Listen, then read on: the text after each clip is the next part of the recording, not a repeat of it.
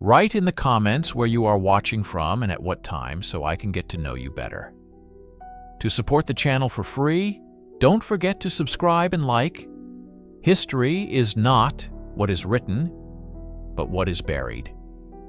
Tonight, we unseal Case File 774B, a forgotten Soviet record that suggests the official story of the Dyatlov Pass incident, the one you think you know, is a deliberate fabrication. Write in the comments where you are watching from and at what time so I can get to know you better. To support the channel for free, don't forget to subscribe and like. Some stories are not meant to be told, and some files are not meant to be opened. Narrator, February 1959, the desolate northern Ural Mountains of the Soviet Union, a landscape of unforgiving white, where the wind speaks in a language older than man. 9 experienced hikers, students, and graduates from the Ural Polytechnical Institute set out on a journey to conquer Otorten, a peak whose name, in the local Mansi language, means "don't go there." They were led by Igor Dyatlov, a skilled outdoorsman. They were young, brilliant, and full of life. They would never be seen alive again. Narrator. When the search party finally reached their last known campsite on the slopes of Kolat Syakhl, the mountain of the dead, they found something deeply unsettling. The tent, the group's only shelter against the brutal -30°C temperatures, had been sliced open. From the inside, the hikers' belongings, their boots, their warm clothing, were all left behind. Footprints in the snow showed they had fled, some barefoot, some in only socks, in a desperate, panicked line down the slope towards a sparse tree line over a kilometer away. Narrator. The bodies were found scattered across the landscape. The first 2, Yuri Krivonishenko and Yuri Doroshenko, were discovered under a large cedar tree, stripped to their underwear. They had tried to start a fire.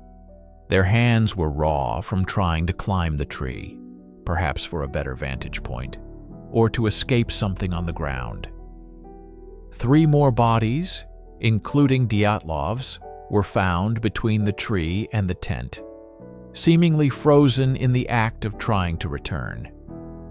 But it was the final 4, discovered months later under 4 meters of snow in a ravine, that truly defied explanation. Lyudmila Dubinina and Semyon Zolotaryov had massive chest fractures, injuries consistent with the force of a car crash. Nikolai Thibault-Brignol had a fatal skull fracture. Yet, perplexingly, there were no external signs of a struggle, no soft tissue damage. It was as if they had been crushed by an immense, invisible pressure. And then there was the final, chilling detail. Lyudmila Dubinina was missing her tongue. Narrator. The official Soviet investigation was swift and strangely conclusive. The final report stated that the hikers died as a result of a compelling natural force. The case was closed. For decades, that was the end of the story. In the modern era, scientists have lent credence to this theory, proposing a rare slab avalanche, a delayed slide of heavy snow that could have crashed down on the tent, causing the internal injuries and the panicked escape. It's a clean, scientific explanation. It's logical. It accounts for the fear, the flight, the fractured bones. It neatly ties up one of the 20th century's most enduring mysteries. But it's also a lie, a convenient story printed on the cover of a file, while deep within its pages, the contradictions, the anomalies, and the suppressed evidence tell a very different story. The official narrative is the lock, but we have found the key. Narrator. Every official story has an official document. For the Dyatlov Pass incident, it is a criminal case file, opened on February 26, 1959, and abruptly closed just 3 months later. On the surface, it supports the conclusion of a compelling natural force. But when you look closer, when you read between the lines and stare into the black ink of the redacted sections, the file begins to scream. The lead investigator, Lev Ivanov, who signed off on the official conclusion, would later confess in a private interview that he was ordered by high-ranking regional officials to close the case and classify all findings. He spoke of his own bewilderment, his own suspicions. He wrote about bright, flying spheres in the sky, reported by other witnesses in the area on the night of the incident. He admitted that he was stunned by the condition of the bodies and the lack of a rational explanation. Why would an investigator tasked with finding the truth be ordered to bury it? Narrator: but the public file is a decoy, a curated version of the truth. Within the shadowy world of archival research, whispers persist of a secondary file, an addendum that was never meant for public eyes. Let's call it Case File 774B. This isn't a document you can request. It's a ghost, a legend among investigators of the unexplained. It is the file that contains the anomalies, the evidence deemed too dangerous for the official record. According to sources who claim to have seen pages from this shadow file, it contains the unedited radiation reports. The public file mentions minor radioactive contamination on some of the hikers' clothing. File 774B, however, allegedly contains spectrometer readings, showing levels significantly higher than background radiation, pointing to a source that was not natural. It contains the original, unredacted autopsy reports, which note a strange, deep orange tan on the victim's skin and prematurely gray hair, classic signs of exposure to an unknown energy source or chemical. Narrator: the most damning section of 774B is said to be the timeline analysis. The official file is riddled with inconsistencies about when the tent was found versus when the investigation began. But the shadow file lays out a chilling possibility: that the site was discovered and sanitized by military personnel before the civilian search party was ever allowed near it. It suggests that evidence was removed, the scene was altered, and a narrative was constructed. The file doesn't point to an avalanche, it points to a cover-up. It details a frantic search not for lost hikers, but for something the hikers saw, something they photographed. One of the last photos taken on their camera shows a strange, bright light in the dark. The official file dismisses it as a camera flaw. Case File 774B treats it as Exhibit A in a case that was never prosecuted. This file is the anomaly, the data point that breaks the entire official explanation. And it begs the question: what was so important on that mountain that the Soviet state would go to such lengths to hide it? Narrator: 9 hikers. The records are adamant on this point. 9 sets of skis, 9 backpacks, 9 souls who perished on the mountain of the dead. This number is the foundation of the official story. But what if the foundation is cracked? What if the manifest itself is part of the deception? Within the pages of the theoretical case file 774B, a new character emerges from the shadows. A ghost on the manifest, the 10th hiker. Narrator: the focus of this theory often lands on one man who was officially part of the group: Semyon Zolotaryov. At 38, he was much older than the students he accompanied. He was not from the university. He introduced himself as Alexander to the group, and his background was unusually vague for the meticulously documented Soviet era. He had fought in the Second World War and bore tattoos that were cryptic and out of place, including the initials GS and a 5-pointed star. Researchers have long speculated that Zolotaryov was not a simple hiking enthusiast, but an operative, a plant from the KGB or a military intelligence unit. His purpose? Unknown. Perhaps he was there to meet someone or to observe a secret military test. His presence alone injects a covert element into what was supposed to be a simple, sporting expedition. Narrator. But the theory goes deeper than a single suspicious member.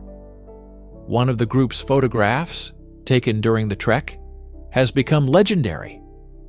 In the background, partially obscured, is a figure.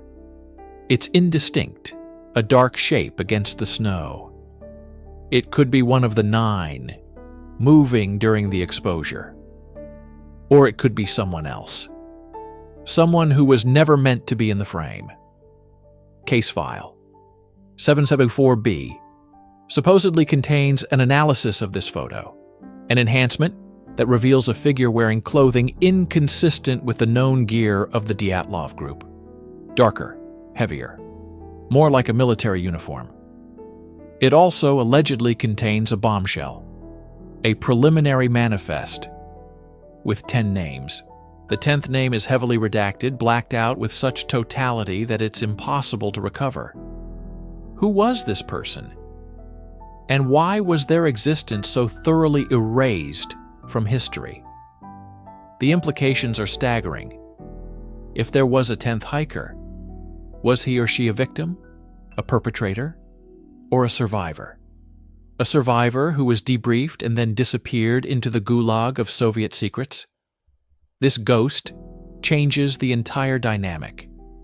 The incident is no longer a tragedy about 9 friends.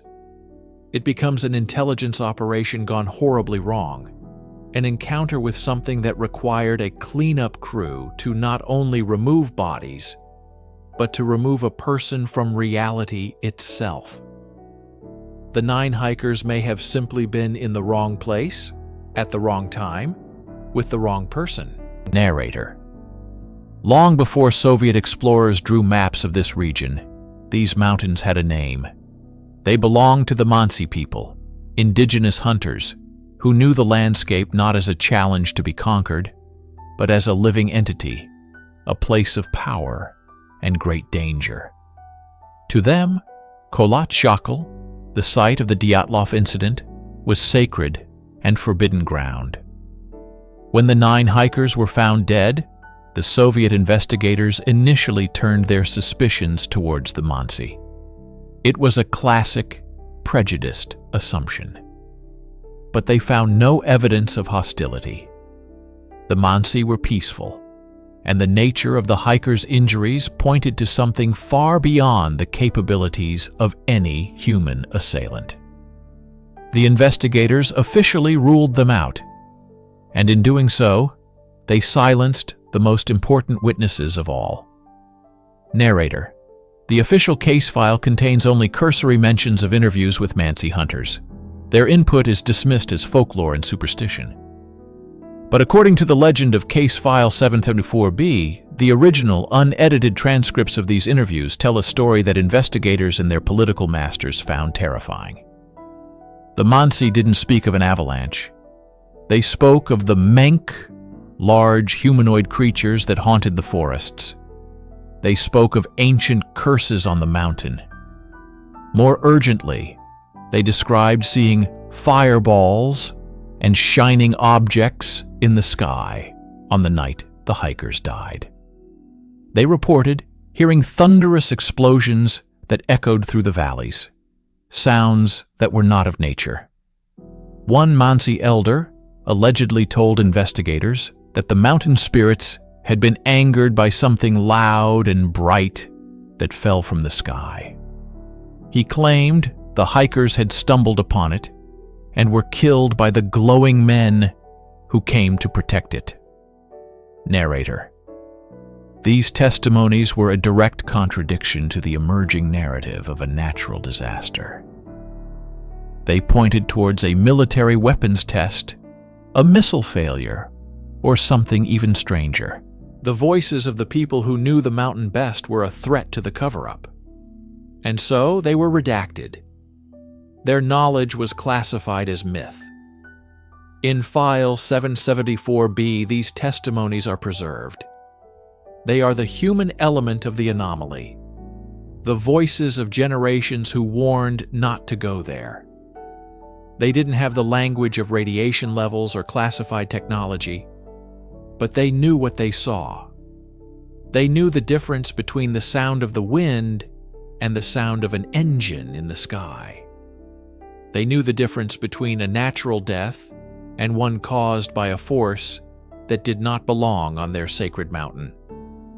The official story required their silence, but in the archives of the unexplained, their whispers have become a roar, providing a chilling, alternative account of what happened on the mountain of the dead.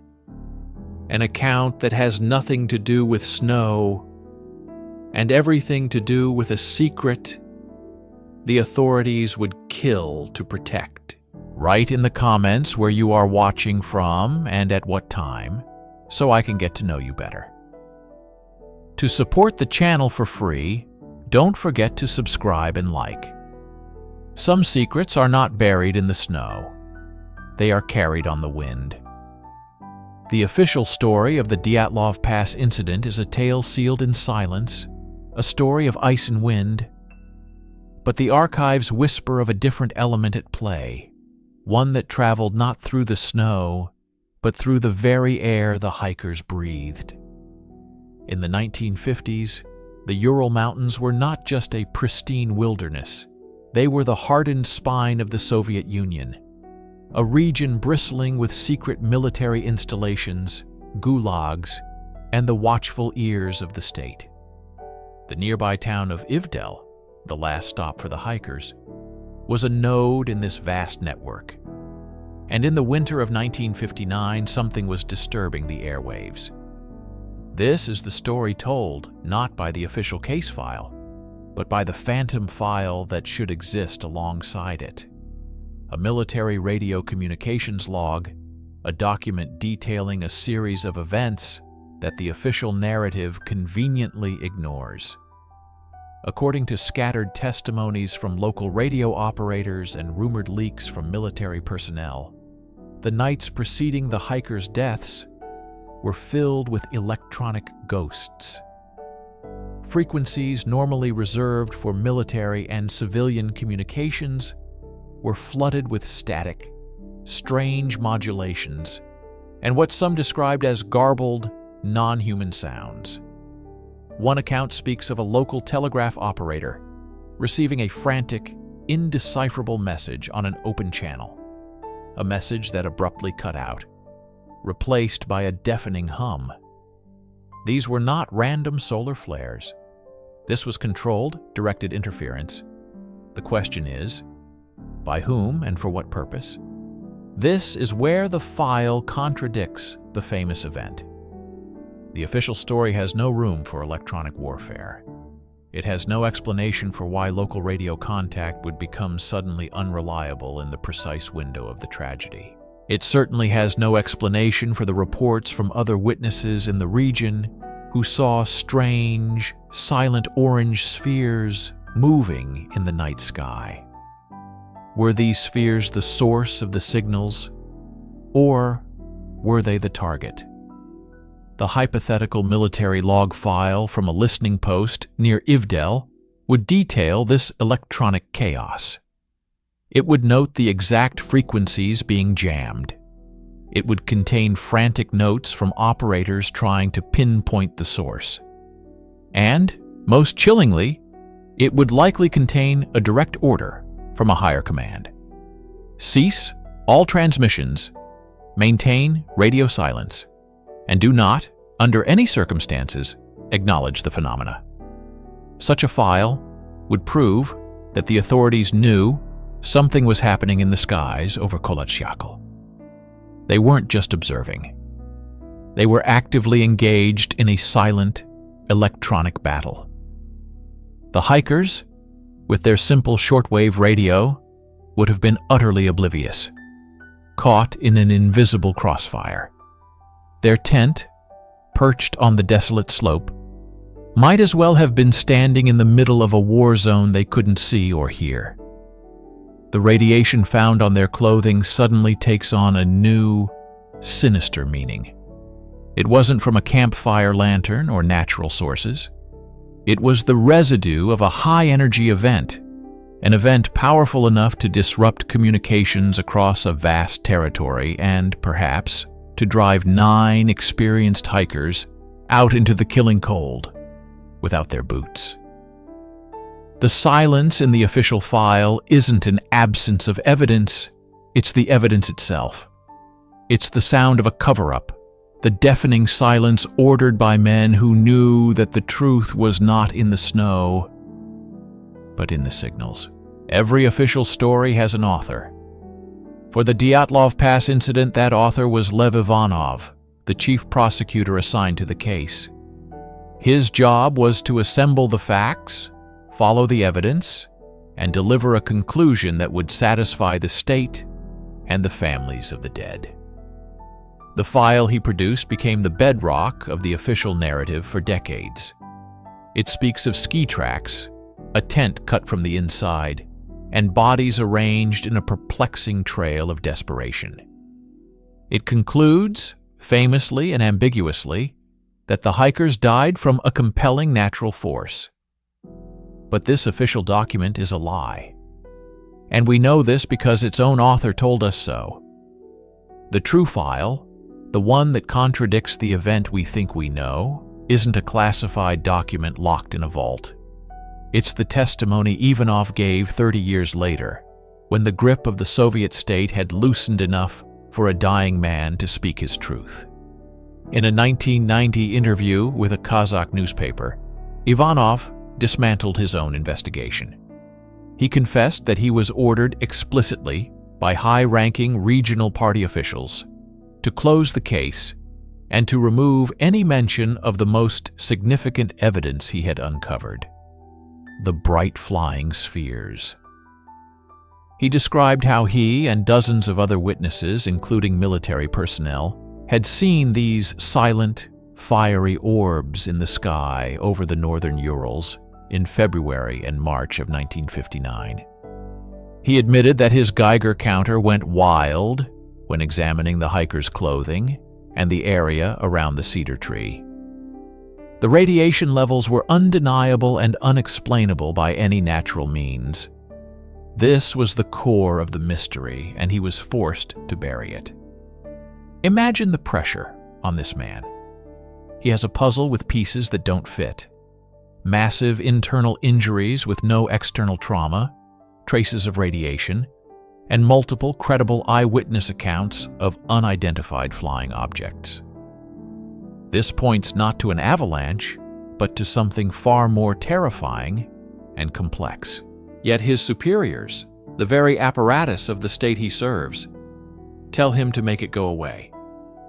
The compelling natural force was not a weather phenomenon. It was a bureaucratic one. Ivanov's confession is the contradictory file. It reframes the entire investigation not as a search for truth, but as an exercise in concealment. The redactions in the case files, the missing pages, the vague terminology, they are not signs of a sloppy investigation, but the deliberate fingerprints of a cover-up. Ivanov stated that he had a theory, that one of the spheres had exploded or malfunctioned near the tent, causing a concussive blast that inflicted the brutal internal injuries and drove the terrified, disoriented hikers to their doom. He suspected a secret military weapons test, perhaps something radiological or concussive in nature, but he was forbidden from pursuing it. His private doubts, his suppressed evidence, and his deathbed confession form a dossier of their own. This phantom file screams that the official conclusion was a fabrication designed to hide a truth the Soviet Union could not afford to reveal.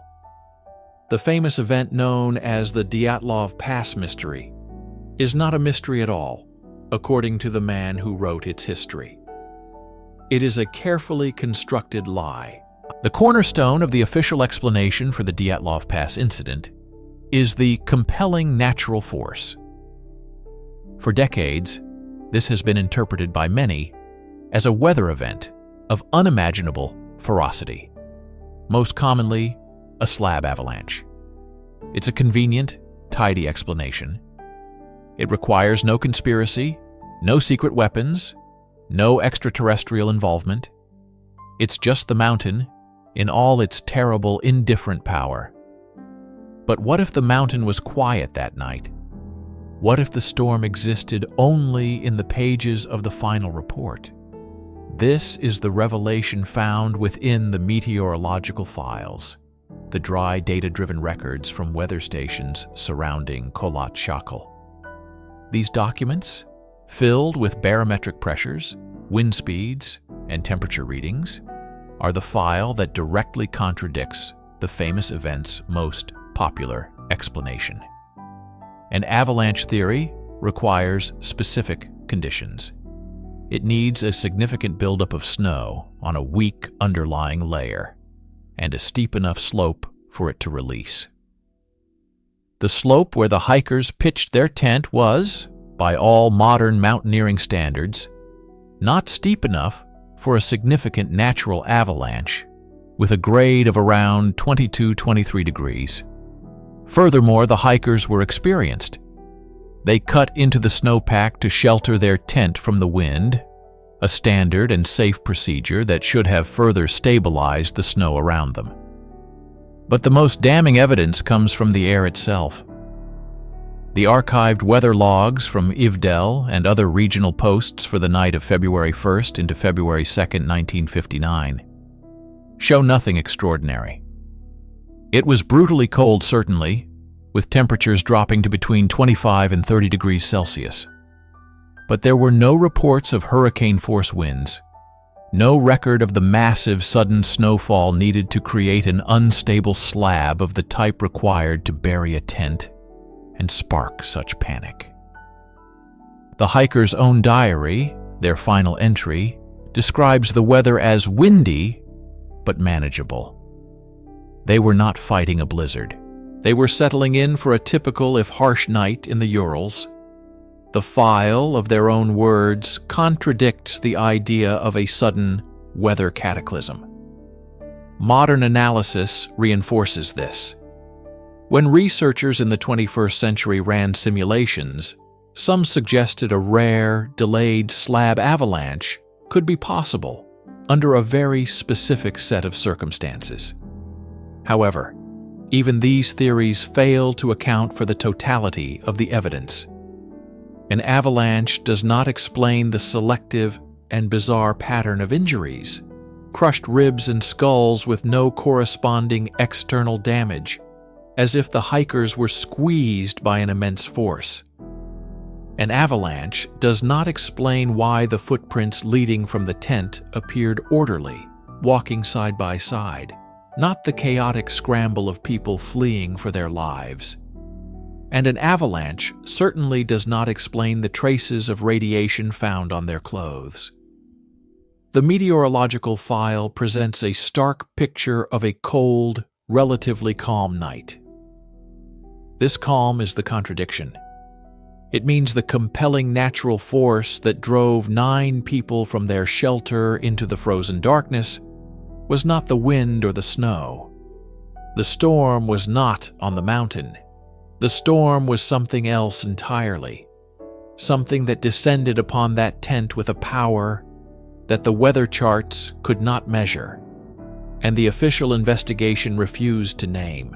Write in the comments where you are watching from and at what time, so I can get to know you better.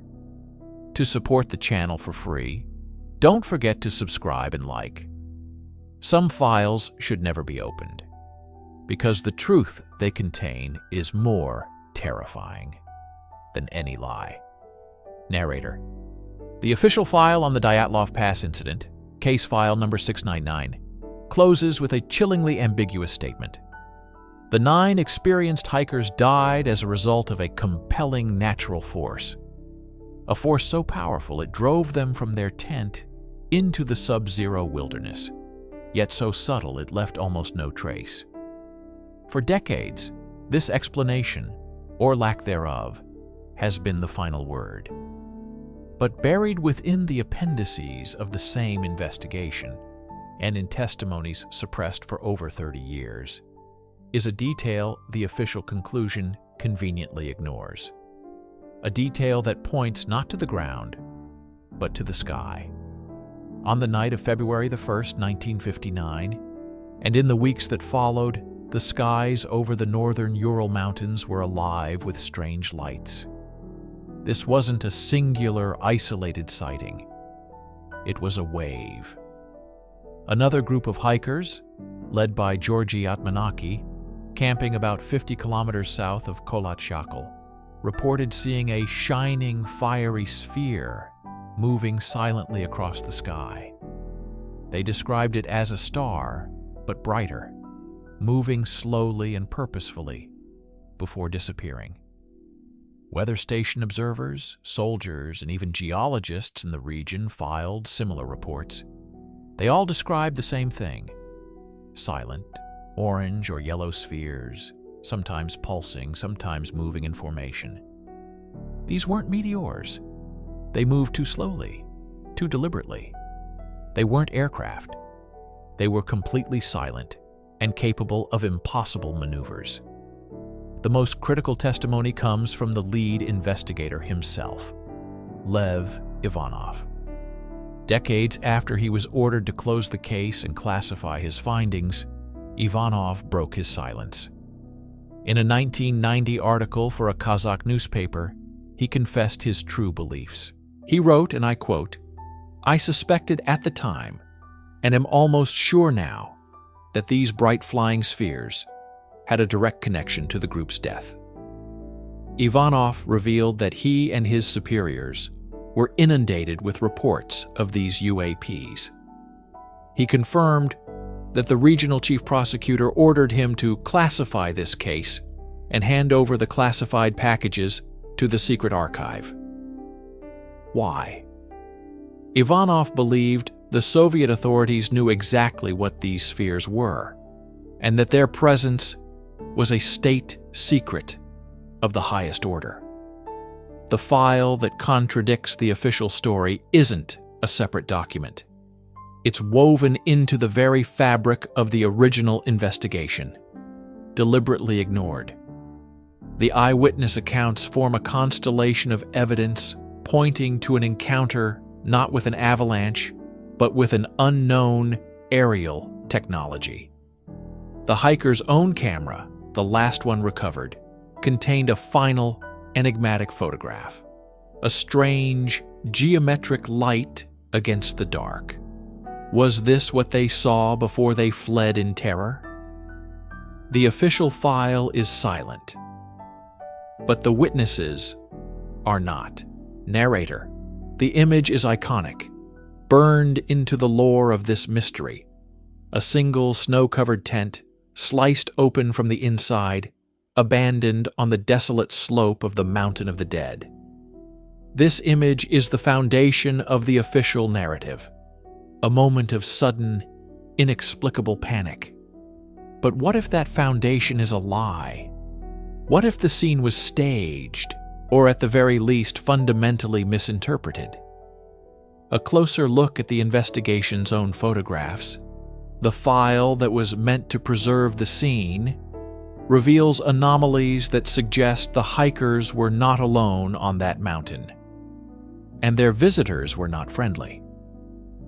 Some independent researchers, poring over the grainy, high-resolution scans of the original crime scene photos, have pointed out disturbing inconsistencies. They argue there is evidence of a second, dismantled campsite, footprints that don't match the 9 hikers, tracks indicating more than 9 people moved away from the tent. More damning is the discovery of items at the scene that simply did not belong to the Dyatlov group. A soldier's cloth foot wrap known as a port Yankee, a pair of glasses with a broken lens that didn't match any of the hiker's prescriptions, a ski pole stabbed into the snow near the tent that was not part of their inventoried equipment. The official file lists every piece of the hiker's gear meticulously, but makes no mention of these foreign objects. They are ghosts in the evidence log, present in the photos, absent from the report. This points to a horrifying possibility: a military presence on the mountain that was systematically erased from the record. The northern Urals in 1959 were not an empty wilderness. They were a backyard for the Soviet military-industrial complex, a place for secret tests and clandestine operations. Is it possible the Dyatlov group, by a tragic stroke of misfortune, stumbled upon something they were never meant to see? A test of a new weapon? A recovery of a failed rocket or satellite? This theory posits that the hikers were not fleeing a natural force, but were forcibly removed from their tent by soldiers. The slash in the tent wasn't an escape route. It was a distraction, a piece of manufactured evidence to create a false narrative of panic. The hikers were herded, barefoot and terrified, down the slope to their doom to ensure their silence. The official investigation, led by Lev Ivanov, was not a search for truth, but a cleanup operation. Key evidence was ignored. Witness testimonies from indigenous Mansi hunters about military activity were dismissed, and the entire area was cordoned off with a level of security far exceeding what a simple missing persons case would require. The file contradicts the famous event by what it omits. The silence in the official report regarding these military artifacts is louder than any written word. Narrator: of the 9 bodies recovered from the snows of Dyatlov Pass, 6 were determined to have died of hypothermia. A tragic but understandable fate for individuals exposed to the brutal Arctic elements. It is the other 3 that shatter any conventional explanation. The bodies of Lyudmila Dubinina, Semyon Zolotaryov, and Nikolai Thibault-Brignol presented a medical paradox so profound it should have stopped the investigation in its tracks. Instead, it was glossed over, a monstrous inconsistency papered over by the compelling natural force conclusion. The autopsy reports themselves are the file that contradicts the famous event. Let's be precise. Nikolai Thibault-Brignol suffered a catastrophic, comminuted fracture of the temporal bone. His skull was crushed. Lyudmila Dubinina had 10 ribs broken on both sides of her body, a classic sign of a massive compression event. Semyon Zolotaryov had a similar flail chest injury, with 6 ribs fractured on his right side. The medical examiner, Boris Vozrojdeny, was stunned. In his official report, he stated that the force required to inflict such damage was equivalent to the shock wave of an explosion or a high-speed automotive collision. He also made a critical observation that has fueled speculation for over 60 years. These devastating internal injuries were not accompanied by any significant external soft tissue damage. There were no major bruises, no cuts, no abrasions. It was as if an immense selective pressure had been applied to their bodies, crushing them from the inside out. An avalanche, the most common natural force theory, simply does not align with these forensics. An avalanche is a chaotic torrent of snow, ice, and rock. It abrades, tears, and batters. It would have left the bodies externally mangled. A fall from a height would have produced localized bruising and external signs of impact. The physics don't add up. Furthermore, the bodies were found in a ravine, under 4 meters of snow, far from the tent. How did they sustain these car crash-level injuries and then manage to move to their final resting place. The official file offers no explanation. It merely records the impossible injuries and moves on. Then there are the other macabre details: the missing tongue of Lyudmila Dubinina, the missing eyeballs of Zolotaryov. While some attribute this to natural predation or decomposition in the stream where they were found, the precision of the excisions has always been a point of contention. The forensic file is a document of contradictions. It describes injuries that no known natural event on that mountain could produce, yet the official conclusion insists upon one. It is a testament to a force that defies our understanding of physics, a force that kills without leaving a mark. Narrator. In the cold, sterile language of the 1959 investigation, there is one final, explosive detail. A detail that bridges the gap between the fiery spheres in the sky and the crushed bodies in the snow. Radiation.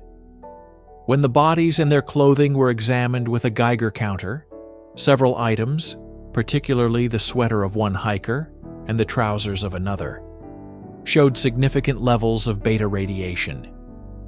The official explanation was swift and dismissive.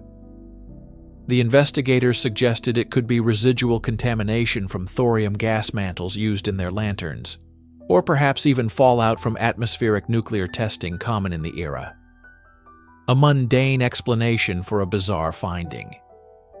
Case closed. But this explanation, like so many others in this case, begins to fray under scrutiny.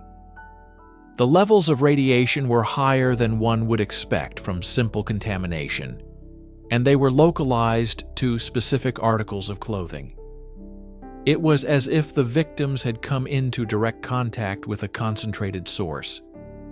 This is where the story enters the modern era, and where the most damning contradiction emerges. Imagine a file that was never meant to see the light of day. A supplementary analysis, perhaps conducted years later by a secret military science division, re-examining the original samples. This hypothetical but plausible document is the ultimate file that contradicts a famous event.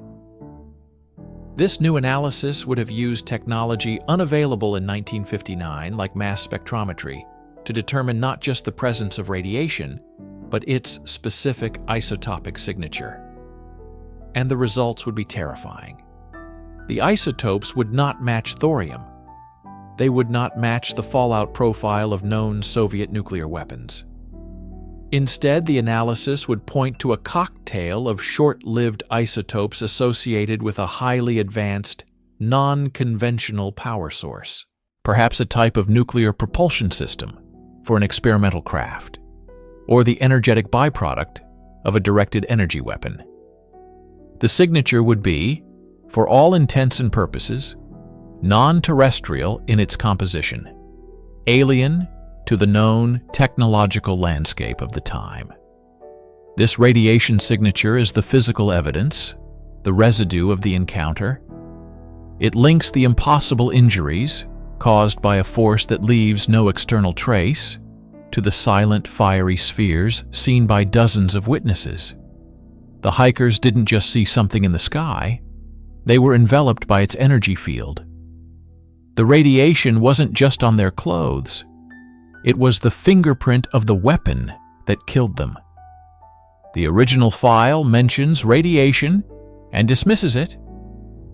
The corrected file, the one buried in a black site archive, would identify it as the smoking gun, proving that what happened on Dyatlov Pass was not an accident, but an encounter with a technology so advanced and so secret that 9 lives were a small price to pay to keep it hidden. Write in the comments where you are watching from and at what time, so I can get to know you better.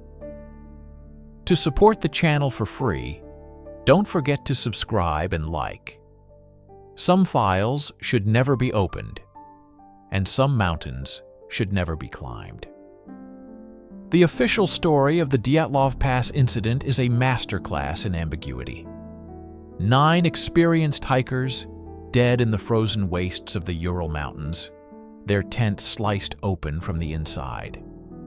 Some were found partially undressed, others with horrific internal injuries but no external wounds. The final verdict from Soviet investigators was as chilling as it was vague. They died from a compelling natural force. But what if that force wasn't natural at all? What if it was man-made, a product of the Cold War's most secret and terrifying ambitions? Welcome to the theory that reframes this entire tragedy not as a mystery, but as a cover-up. We call it Operation Kolat Syakhl. The name itself, taken from the Mansi language for the mountain, translates to Dead Mountain, a warning that existed long before the Dyatlov group ever set foot there. But the operation we're investigating has nothing to do with ancient legends. It concerns the very real specter of Soviet military experimentation. The file that contradicts the official narrative suggests the hikers stumbled into the test site of a new form of radiological or sonic weapon. Imagine a device capable of projecting infrasound, low-frequency waves that are felt rather than heard. At the right intensity, infrasound can induce feelings of intense panic, dread, and nausea, causing disorientation and irrational behavior. This would explain why seasoned hikers would inexplicably cut their way out of a perfectly good tent into a blizzard. They weren't fleeing an avalanche. They were fleeing a torment they couldn't see, a sound that was shaking them apart from the inside. Then there are the injuries. Tibun Brignol's crushed skull, Zolotaryov's and Dubinina's missing eyes and crushed ribs. Injuries consistent with a powerful, concussive blast wave, yet with no corresponding external trauma. Some theories point to a parachute mine or a thermobaric weapon designed to create a massive pressure differential. The hikers, caught in the invisible shockwave, would have suffered catastrophic internal damage. The final piece of this horrifying puzzle is the radiation. Several of the hikers' clothes were found to be significantly radioactive. The official explanation has always been flimsy, blaming residual contamination from their time working in labs. But the alternative is far more direct. They were exposed to the fallout from a prototype radiological dispersal device, a dirty bomb being tested in the remote wilderness, far from prying eyes. The entire area around Kolat Syakhl was, in essence, a secret military proving ground. The Dyatlov group, through a fatal error in navigation or intelligence, walked directly into the kill zone. The compelling natural force was a KGB invention, a perfect piece of bureaucratic misdirection to bury a catastrophic military failure that cost 9 innocent lives. An event of this magnitude, a secret so damning, cannot be contained without trimming the loose ends. The official narrative could only hold if those who knew the truth were neutralized. The cover-up of Operation Kolat Syakhl wasn't just about falsifying documents. It was about managing, and in some cases eliminating, the human element. The first on the scene were not just civilian search parties.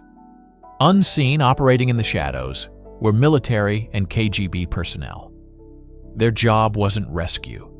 It was sanitization. They were there to recover sensitive material from the test and to control the scene before the official investigators arrived. Consider the Mansi hunters, the indigenous people of the region. They reported seeing strange, fiery spheres in the sky around the time of the incident. In the initial phases of the investigation, their testimony was considered. But as the official story began to solidify, the Mansi witnesses were discredited, their accounts dismissed as folklore. Digging deeper, we find records of key Mansi families being forcibly relocated in the years following 1959, moved to settlements far from their ancestral hunting grounds near Dead Mountain. Coincidence, or a calculated act to isolate potential witnesses? Then there are the searchers themselves, the students from the Ural Polytechnical Institute who found the tent and the first bodies. Their initial reports, filled with raw, unfiltered observations, speak of a scene of utter confusion and terror. Yet, many of these original field notes vanished, replaced by typed, sterile summaries in the official case file. One of the lead student searchers, Vladislav Karelin, spoke for years about oddities he wasn't allowed to report, including strange metal debris found near the campsite. In the mid-1960s, Karelin, a promising engineer, was abruptly transferred to a closed city in Siberia, a place where his contact with the outside world would be severely limited. His story is not unique. We have found patterns of sudden, inexplicable career changes for at least 3 other individuals involved in the initial recovery. A pilot who flew over the area was reassigned to a remote Arctic post. A junior medical examiner who expressed doubts about the official cause of death took an early retirement due to ill health and was never heard from in a professional capacity again. This is the classic KGB methodology of control. Not always assassination, but a slow, bureaucratic erasure. People are not killed. Their credibility is. They are not imprisoned. They are isolated. Their files are altered, their histories rewritten, until the truth they hold is nothing more than a ghost, a rumor impossible to substantiate. The file that contradicts the official story isn't just one document. It's a collection of ghosts, of missing reports and transferred personnel, a silent testament to the lengths an empire would go to bury its deadliest mistakes. Within the recovered artifacts of the Dyatlov group lies a collection of journals, a chronicle of their journey's final days. They are filled with youthful optimism, descriptions of the brutal but beautiful landscape, and mundane details of camp life. But within one of these diaries, buried in plain sight, may be the key that unlocks the entire conspiracy. The journal belonging to Zinaida Kolmogorova contains an entry from their last day that has long puzzled investigators. It reads, "From now on, we know that the snowmen exist." On the surface, it seems like a playful reference to the Yeti legend. But in the paranoid lexicon of the Cold War, snowman was KGB slang for an undercover agent or an unidentified operative. What if Zinaida wasn't joking? What if the group had realized they were not alone on that mountain? This brings us to the most enigmatic member of the group, Semyon Zolotaryov. Older than the students, a combat veteran with mysterious tattoos, his presence on a student expedition was always unusual. The theory of a weapons test cover-up posits that Zolotaryov was not a hiker at all. He was an operative, either sent to observe the test, or perhaps sent to secretly escort another individual who was the real target. The journal entry wasn't a joke. It was a realization.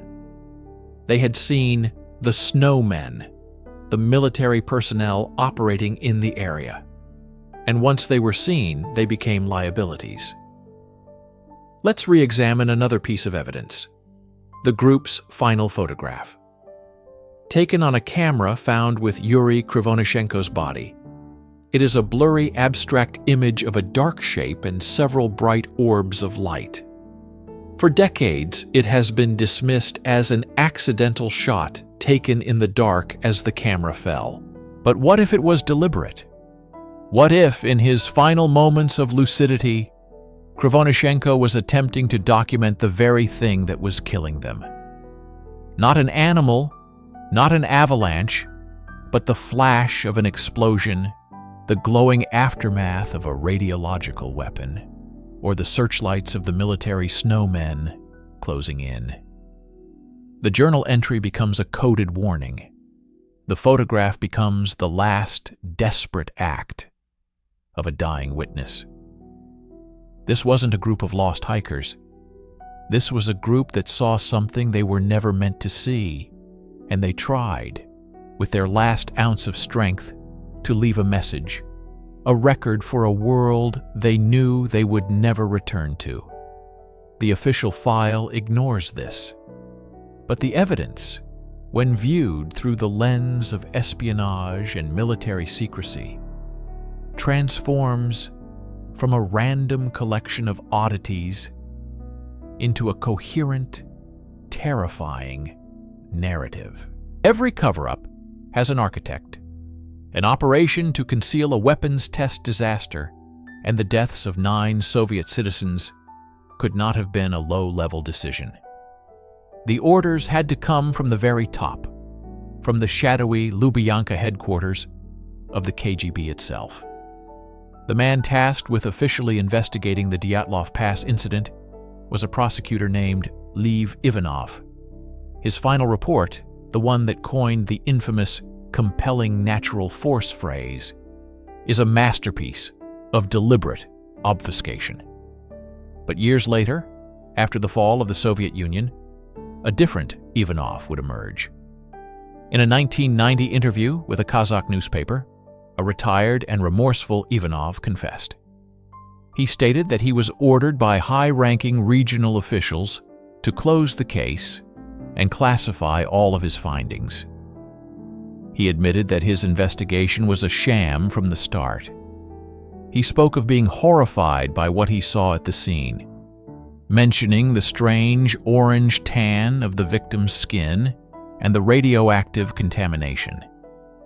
He explicitly stated that he was forbidden from exploring the theory of the fiery spheres, the UFOs reported by the Mansi and others, which he believed were connected to military rocket tests. This is where the ultimate file that contradicts the event comes into play. It is not a complex dossier, but likely a single, terrifyingly simple document. A direct order. We can imagine a telex, stamped Top Secret, arriving on Ivanov's desk.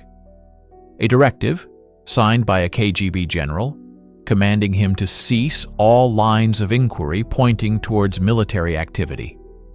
It would have listed the acceptable conclusions, provided the sanitized language to be used, and included a veiled but unmistakable threat about the consequences of disobedience.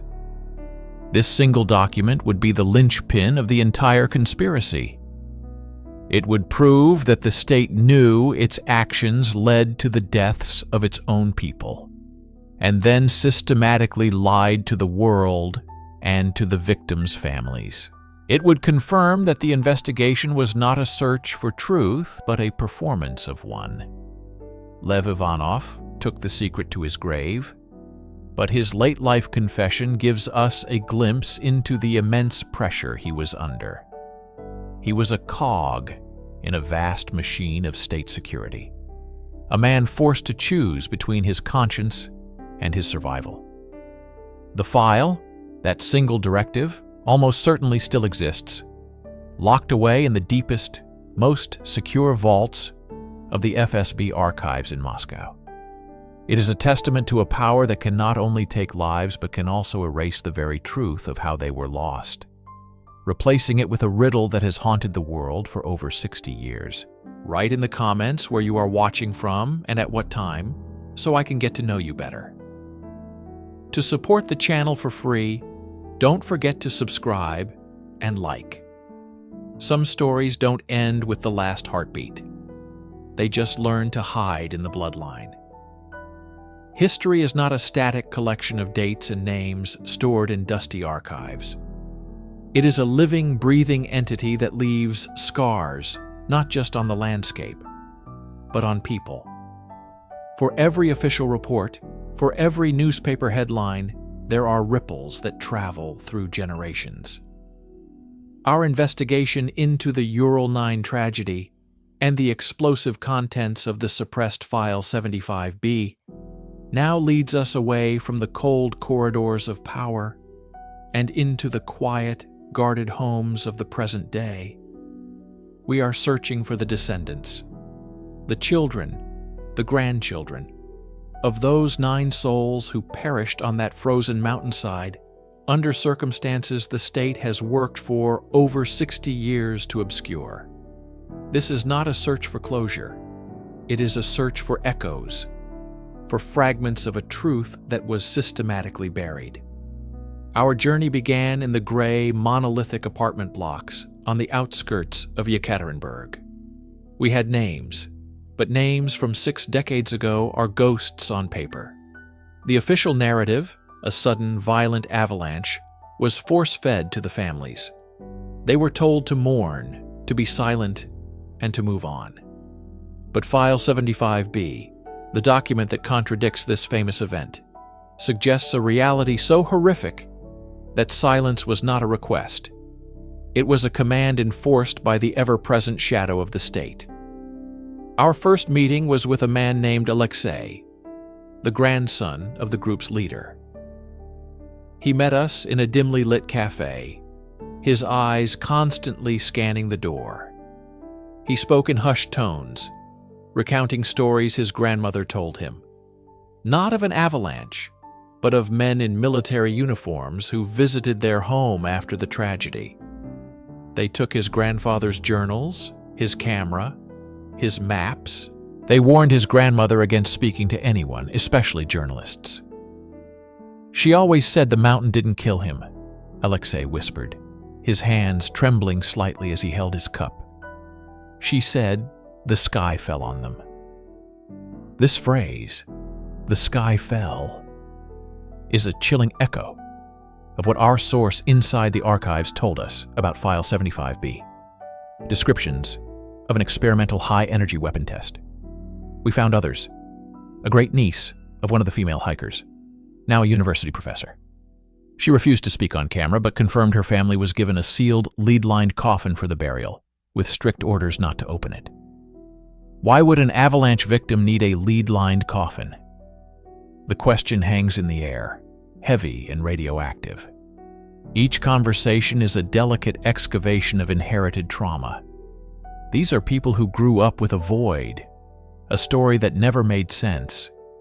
They carry a legacy of fear, a primal understanding that asking too many questions about the past could jeopardize their future.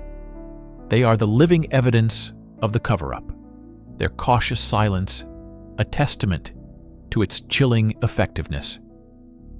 The official history says 9 hikers died in an accident.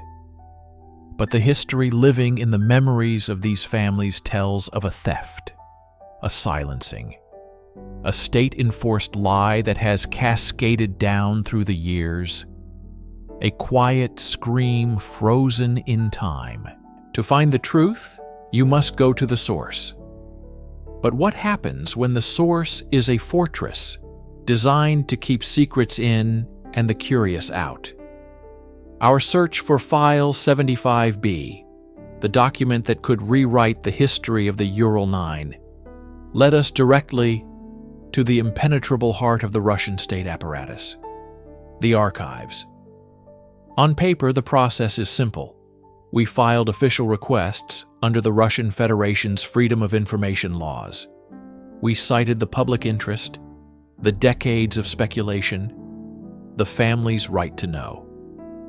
We requested access to all documents related to the 1959 incident, specifically referencing military activity in the Ural region during that period. The response was a masterclass in bureaucratic obstruction. First came the delays, months of silence. Then the deflections. We were told the files had been moved, that they were under review, that they were too fragile to be handled. Finally, the wall. A letter arrived bearing the official seal of the Federal Security Service, the FSB. It was a single, cold paragraph. Our request was denied. The reason given?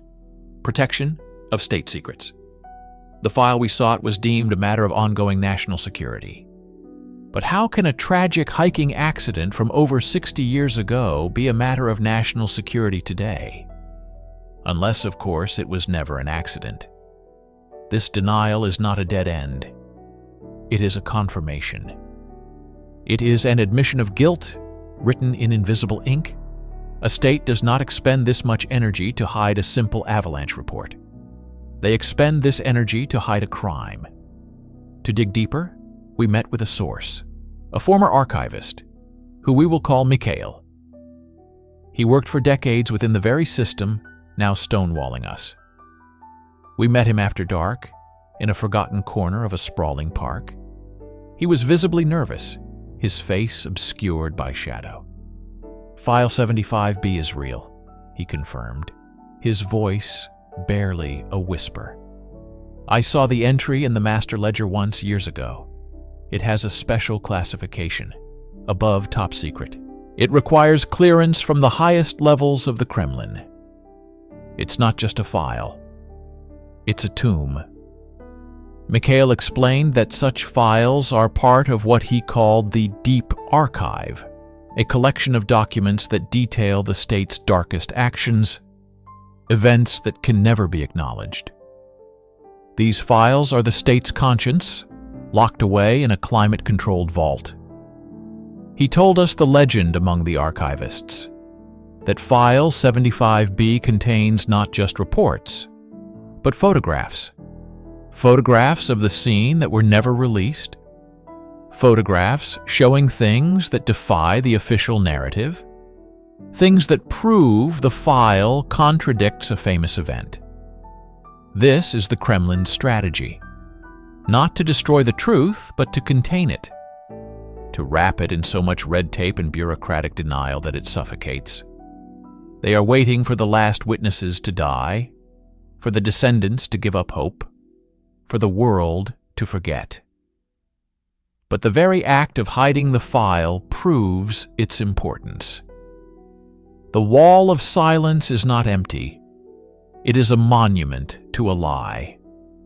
And every denial, every stamp that reads classified, is another crack in its foundation. History is written by the victors. But in the case of the Ural 9, it was written by the survivors, the ones who controlled the narrative. And they wrote a story of tragic, random chance. Let us examine the two histories, side by side.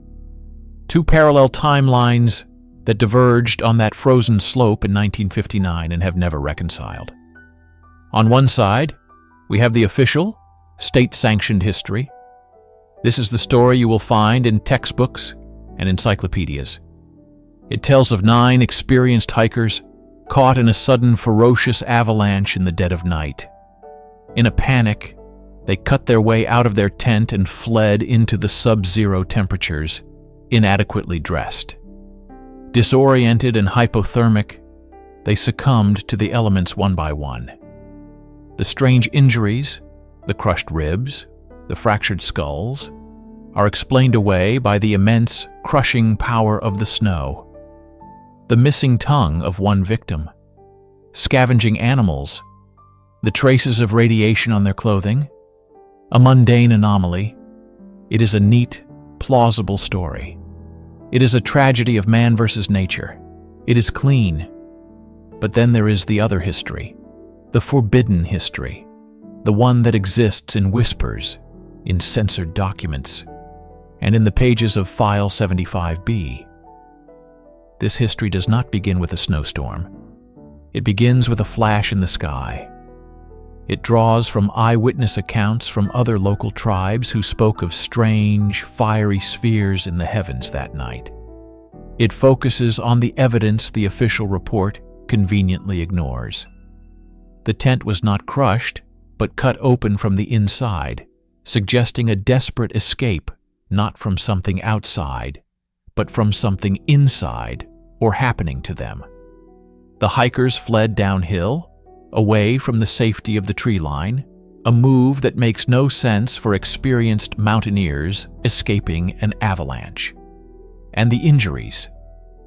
Forensic experts we consulted, who reviewed the autopsy reports, stated the internal trauma was more akin to the effects of a blast wave from an explosion, not the compressive force of snow. This is the history suggested by the file that contradicts a famous event. A history where the hikers were accidental witnesses to a secret military test, a prototype missile, a fuel-air explosive, or something even more exotic. The flash, the blast wave, the radiation, it all clicks into place. In this version, the cover-up began immediately. Special KGB units were dispatched not to rescue, but to sanitize the scene, to recover any debris from the weapon, and to construct a plausible narrative. The bodies were moved, the evidence was curated, the story of an avalanche was born. When you place these two histories in conflict, the official story begins to look like a poorly constructed stage set. It's a facade built to hide a terrible truth, that these 9 people were not killed by nature. They were killed by their own government, their deaths becoming collateral damage in the cold, remorseless calculus of the Cold War. The truth remains unresolved, caught between a comfortable lie and an inconvenient reality. One history offers a tragic accident. The other, a state-sponsored murder. We began this investigation with a single file, a single event. But the deeper we dig, the more we realize this is not about 9 bodies in the snow. It is about the very nature of truth in a world where governments can act as the arbiters of reality. The lie of the Ural 9 tragedy is not an isolated incident. It is a symptom of a much larger disease. The legacy of this lie is the chilling question it forces us to ask. What else is buried in the snow? The snow is a powerful metaphor. It is the pristine white blanket of official history that covers the messy, often bloody, truth beneath. For every file 75B that is rumored to exist, how many others lie completely unknown in the deep archives of nations around the world?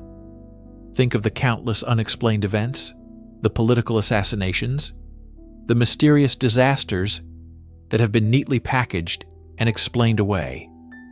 How many of them have a contradictory file locked in a vault?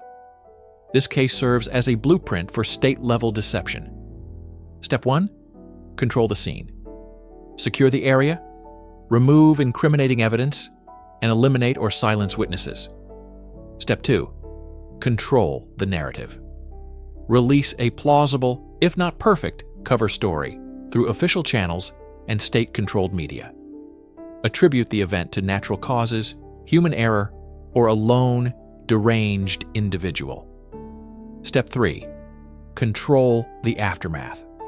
Classify all contradictory evidence, intimidate families and researchers into silence, and use the slow, grinding passage of time to erode public memory and resolve. This pattern has been used time and time again. The truth about the Ural 9 is not just hidden in the Kremlin. It is a ghost that haunts the archives of the CIA, MI6, and every other intelligence agency on the planet. The snow is not just in the Urals. It covers parts of Roswell, New Mexico. It blankets the waters around the sunken submarine Kursk. It drifts over the fields of Shanksville, Pennsylvania. The legacy of the lie is the erosion of trust. It creates a permanent state of uncertainty, where citizens are forced to question everything they are told. It fosters a culture of conspiracy, because when the truth is actively hidden, speculation is the only tool the public has left. Our journey to uncover the truth of File 75B continues. but we must accept the possibility that we may never see it. The systems designed to protect these secrets are powerful and patient, but the act of searching is, in itself, an act of defiance. It is a refusal to accept the manufactured reality. It is a statement that the dead deserve a voice, and the living deserve the truth. The snow may be deep, but it is not permanent. And with every question we ask, with every official denial we challenge, we cause a slight thaw. We may not trigger an avalanche of truth in our lifetime, but we can expose the dark shapes that lie just beneath the surface. The question is no longer just what happened to the Ural 9. The question is, what other lies are we living under? What else is buried, waiting, in the cold, silent snow?